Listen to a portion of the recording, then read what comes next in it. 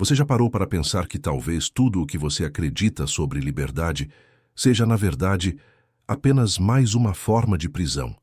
Que cada escolha que você faz pensando ser autêntica já foi moldada, programada, inscrita em você por forças que você nem sequer consegue ver? Existe algo em você que seja verdadeiramente seu? Ou você é apenas um eco de discursos que chegaram antes de você, que atravessaram seu corpo e sua mente sem pedir licença? Michel Foucault dedicou sua vida inteira a desmontar nossas certezas mais confortáveis, e há uma mensagem final que ele deixou, não exatamente em palavras, diretas ao público, mas espalhada nas entrelinhas de seus últimos escritos, nas conversas sussurradas em seus últimos dias, nas reflexões que ele teceu quando sabia que o tempo estava acabando.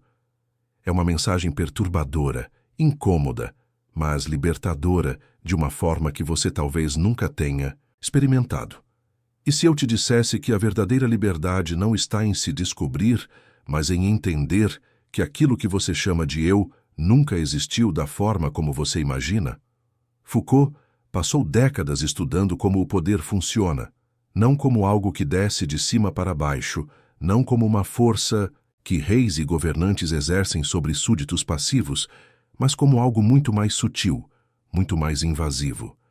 Ele mostrou que o poder está em cada conversa que você tem, em cada norma social que você segue sem questionar, em cada vez que você se olha no espelho e julga a si mesmo usando critérios que nunca escolheu conscientemente.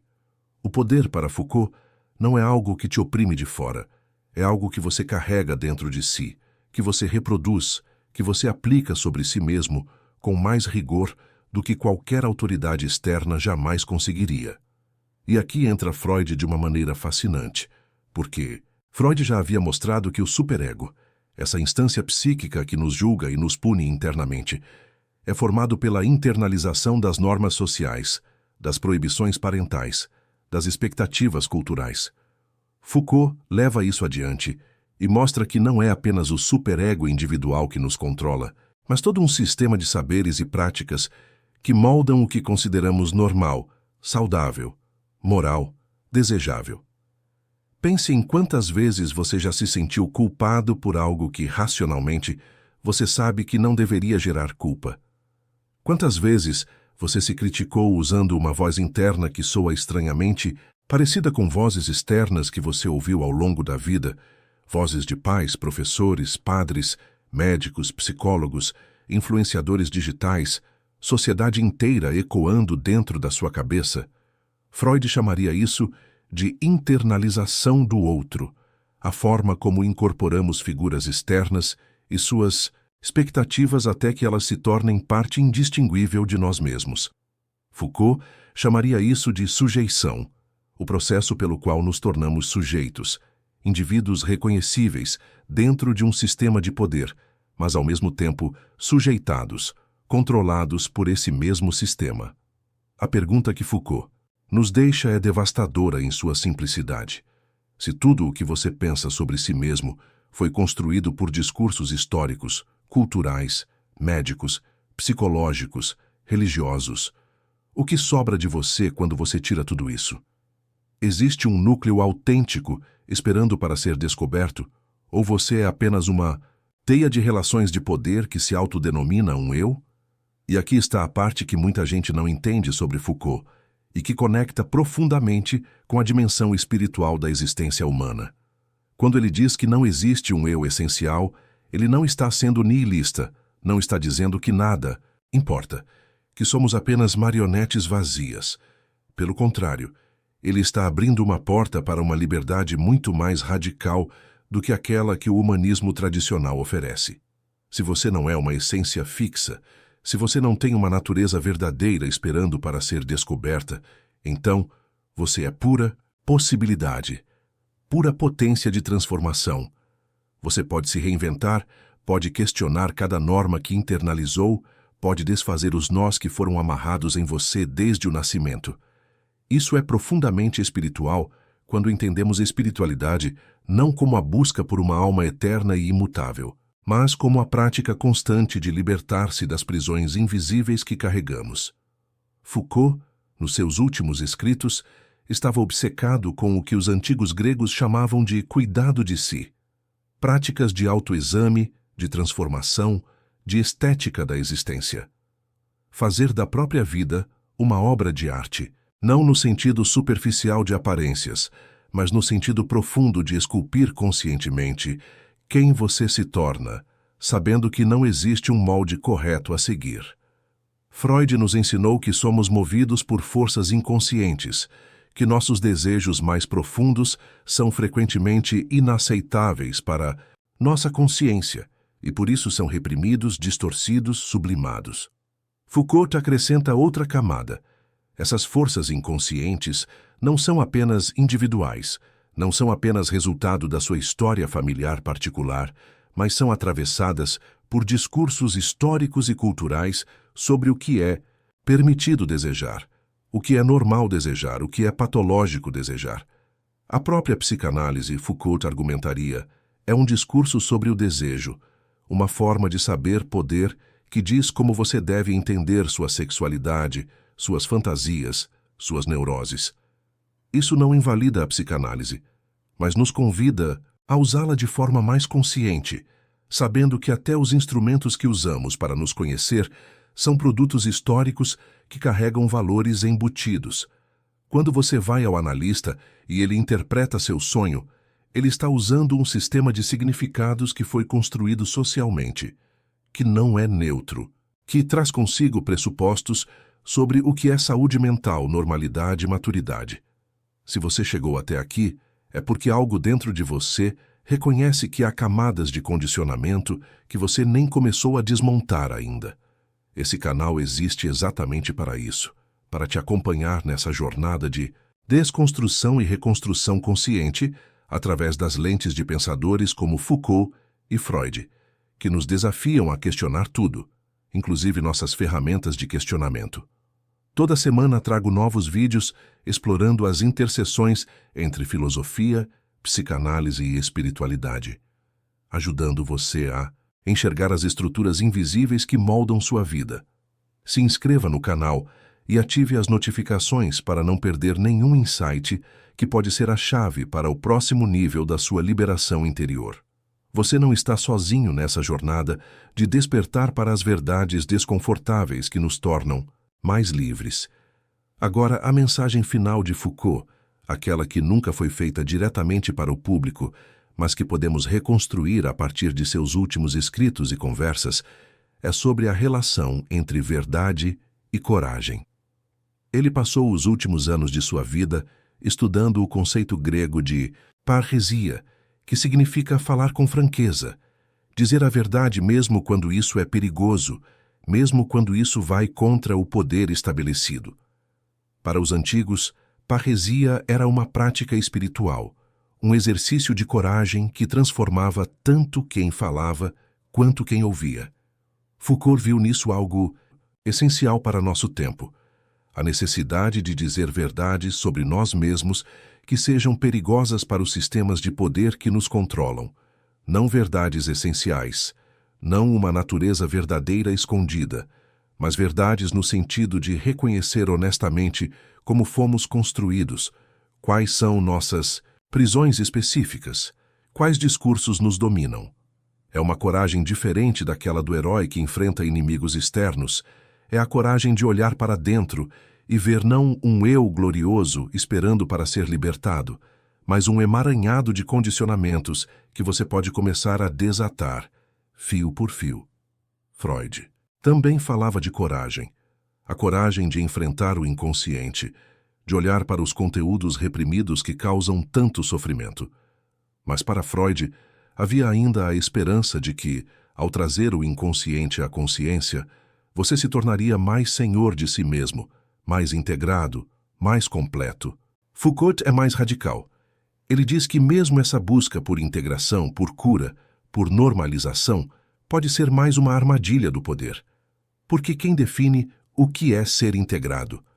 Quem decide o que é cura? Os mesmos sistemas de saber-poder que nos moldaram desde sempre.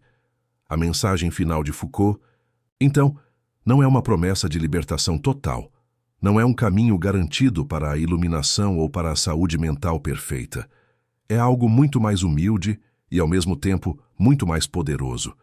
É o convite para uma vigilância eterna, para um questionamento constante, para uma prática diária de examinar como você está sendo moldado e decidir conscientemente quais moldagens você aceita e quais você resiste. Você já sentiu aquela sensação estranha de estar fazendo tudo certo, segundo os padrões que te ensinaram, mas ainda assim se sentir profundamente insatisfeito, como se estivesse vivendo a vida de outra pessoa?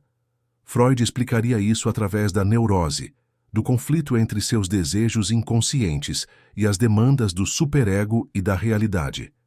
Foucault acrescentaria: você está insatisfeito porque foi moldado para desejar coisas que servem ao sistema, não a você. Foi ensinado a querer sucesso, reconhecimento, beleza, produtividade, normalidade. E quando você alcança essas coisas, percebe que elas não preenchem o vazio, porque nunca foram verdadeiramente seus desejos, foram implantados em você.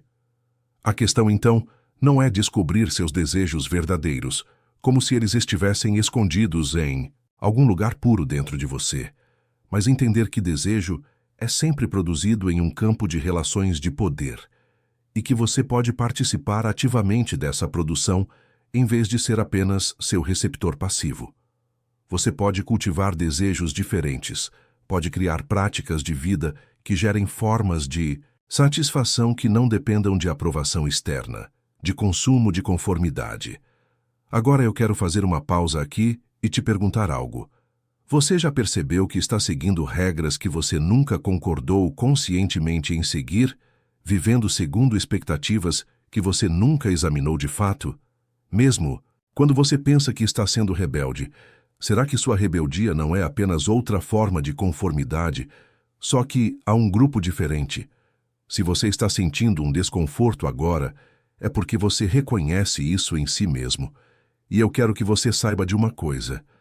Você não está sozinho nisso, todos nós. Fomos moldados por forças que não controlamos. Desça até os comentários agora e compartilhe comigo. Você pode escrever simplesmente: eu também questiono isso. Só isso já é suficiente. Porque sabe o que acontece quando você compartilha?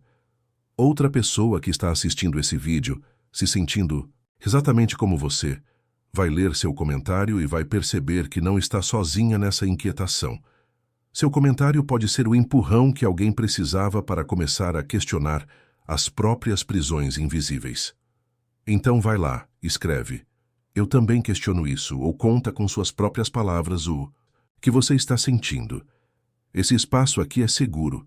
É para questionadores, para quem não aceita respostas prontas. A mensagem final de Foucault nos lembra que a liberdade não é um estado que você alcança e pronto, ficou livre para sempre. Liberdade é uma prática constante. É um exercício diário de resistência às formas pelas quais o poder tenta nos capturar. E isso não significa viver em paranoia, vendo conspirações em todo lugar, mas desenvolver o que Foucault chamava de uma atitude crítica permanente, uma disposição para questionar, para não aceitar o óbvio como natural, para ver que tudo que parece necessário é, na verdade, contingente, poderia ser diferente. Freud nos deu ferramentas para entender os mecanismos internos da repressão e do conflito psíquico. Foucault nos dá ferramentas para entender os mecanismos externos da normalização e do controle social.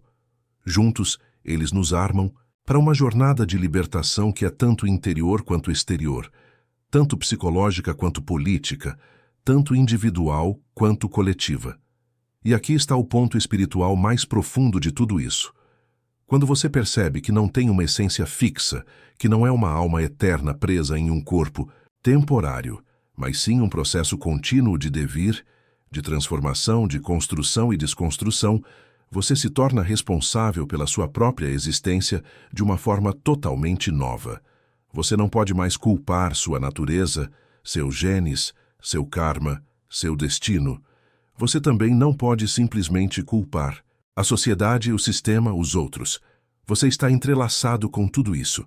É produto e produtor ao mesmo tempo. Essa responsabilidade é assustadora, mas é também incrivelmente libertadora. Significa que enquanto você estiver vivo, enquanto houver consciência, há possibilidade de mudança. Não uma mudança fácil, não uma transformação instantânea, mas uma prática paciente, persistente e corajosa de se refazer. Foucault morreu de complicações relacionadas à AIDS em 1984, em uma época em que a doença era ainda mais estigmatizada e incompreendida do que hoje. Seus últimos dias foram marcados por dor física, mas também por uma serenidade que vinha de ter vivido de acordo com seus princípios, de ter questionado até o fim, de ter se recusado a se conformar, mesmo quando isso custou caro. Ele não deixou uma mensagem final otimista, dizendo que tudo vai dar certo, que há um plano cósmico, que a verdade nos libertará de forma mágica. Sua mensagem é mais dura, mais honesta. Você vai morrer sem ter todas as respostas, sem ter alcançado a liberação completa, sem ter escapado totalmente das malhas do poder. Mas isso não torna sua luta inútil. Cada momento de lucidez, cada questionamento genuíno, cada prática de resistência, cada tentativa de viver de forma mais consciente, tudo isso importa. Não porque vai te levar a um paraíso final, mas porque é o que torna a vida digna de ser vivida, o que transforma a mera existência biológica em existência ética, estética, espiritual. Quando Freud falava sobre o trabalho de luto, sobre o processo doloroso de aceitar perdas e seguir em frente, ele estava descrevendo algo que Foucault também entendeu profundamente. Às vezes, a liberdade requer luto. Luto pelas ilusões que você tinha sobre si mesmo, pelas fantasias de um eu verdadeiro, esperando para ser descoberto, pelas promessas de curas definitivas e libertações totais. Você precisa fazer o luto dessas ilusões confortáveis para poder abraçar a realidade mais dura, mas mais verdadeira. Você é um campo de batalha onde diferentes forças disputam território, e a única coisa que você pode fazer é participar conscientemente dessa batalha, em vez de ser apenas seu palco passivo. Isso não é pessimismo, é realismo radical. E há uma beleza estranha nisso, uma dignidade em aceitar a condição humana sem as muletas das grandes narrativas de salvação. A mensagem final de Foucault, aquela que ele nunca pronunciou diretamente, mas que permeia tudo o que escreveu nos últimos anos, é que o cuidado de si não é egoísmo, é a base de qualquer transformação social genuína. Só quando você examina rigorosamente como foi construído, só quando questiona cada norma que internalizou, só quando pratica ativamente formas alternativas de existir, só então você pode contribuir para transformações coletivas. Porque você deixa de reproduzir inconscientemente os padrões de dominação que foram implantados em você. Você se torna um ponto de resistência, uma anomalia no sistema, alguém que vive a prova de que outros modos de vida são possíveis. E isso é revolucionário, não no sentido de derrubar governos necessariamente, mas no sentido mais fundamental de girar em torno de um novo eixo, de orbitar em torno de valores diferentes, de criar novas formas de relação consigo mesmo e com os outros. Pense em como você passou a vida inteira tentando ser normal, tentando se encaixar, tentando corresponder às expectativas. Quanto sofrimento isso causou? Quantas partes de você foram mutiladas, reprimidas, negadas, para que você coubesse no molde aceitável? Freud mostraria como isso gera neuroses, sintomas, retornos do reprimido em formas distorcidas. Foucault mostraria como isso é exatamente o que o poder quer: sujeitos dóceis, normalizados, previsíveis, controláveis. A grande inversão que Foucault propõe é: e se o patológico não for sua resistência às normas, mas sua conformidade a elas? E se a verdadeira saúde mental for exatamente essa capacidade de questionar, de se desviar, de criar novos caminhos? Não de forma caótica, não de forma destrutiva, mas de forma consciente, ética, cuidadosa. Não se trata de fazer qualquer coisa simplesmente porque é diferente, mas de examinar cada norma e decidir conscientemente se ela serve à sua vida ou se você serve a ela. A espiritualidade Foucaultiana, se podemos chamar assim, não é sobre transcender o corpo ou escapar do mundo material para algum reino puro de consciência. É exatamente o oposto. É sobre habitar plenamente seu corpo, sua historicidade, sua materialidade, mas fazê-lo conscientemente, criticamente, criativamente. É sobre reconhecer que você é um animal cultural, um ser atravessado por linguagens e poderes, e ainda assim encontrar espaços de liberdade dentro dessas determinações. Liberdade não como ausência de constrangimentos, mas como prática criativa dentro e contra esses constrangimentos. Como quando você aprende as regras de um jogo tão bem que pode começar a jogar com elas, subvertê-las, criar variações que ninguém havia imaginado. Sua vida pode ser isso. Não uma obediência cega às regras que te foram dadas, mas um jogo criativo com essas regras, uma dança que respeita algumas estruturas, mas inventa novos movimentos. E quando você começa a viver assim, algo interessante acontece. Você para de precisar da aprovação constante dos outros, porque você não está mais tentando corresponder aos critérios deles. Você está vivendo segundo critérios que você examinou e escolheu conscientemente. Isso não significa arrogância ou isolamento, significa autenticidade no sentido mais profundo. Você interage com os outros não a partir de um lugar de carência, de necessidade desesperada de validação, mas a partir de um lugar de inteireza, de alguém que sabe quem está se tornando e por quê. Freud diria que você alcançou um grau maior de integração do ego, menor dependência de aprovação externa para manter sua autoestima. Foucault diria que você desenvolveu práticas de subjetivação que não dependem dos discursos normalizadores dominantes. Ambos estariam reconhecendo o mesmo fenômeno. Você se tornou mais livre, não porque escapou das determinações, mas porque as compreendeu e aprendeu a navegar por elas conscientemente. A mensagem final de Michel Foucault, que nunca foi feita, diretamente para o público, mas que está ali para quem souber ler nas entrelinhas de sua obra e de sua vida, é esta: viva com coragem para questionar tudo, inclusive suas verdades mais preciosas. Pratique o cuidado de si como uma arte cotidiana de transformação. Aceite que você nunca será completamente livre, mas que essa impossibilidade não anula o valor de cada gesto de resistência. Torne sua vida uma obra de arte não no sentido da vaidade, mas no sentido da criação consciente. E lembre-se sempre de que o poder está em todo lugar, não para te paralisar, mas para te lembrar de que, em todo lugar, também está a possibilidade de resistência. Cada momento é uma escolha entre reproduzir padrões ou criar novos caminhos. Você não vai acertar sempre. Você vai falhar, vai cair nas mesmas armadilhas, vai se pegar repetindo exatamente aquilo que jurou que não repetiria. Mas a prática continua. O questionamento continua. A transformação continua. E nisso, nessa persistência consciente, nessa recusa em aceitar qualquer resposta como final, está a única liberdade verdadeira que podemos aspirar. Uma liberdade que não é um destino, mas um caminho. Uma liberdade que não é uma conquista, mas uma prática. Uma liberdade que não nos torna deuses, mas nos torna plenamente humanos, com toda a fragilidade, contradição e beleza que isso implica.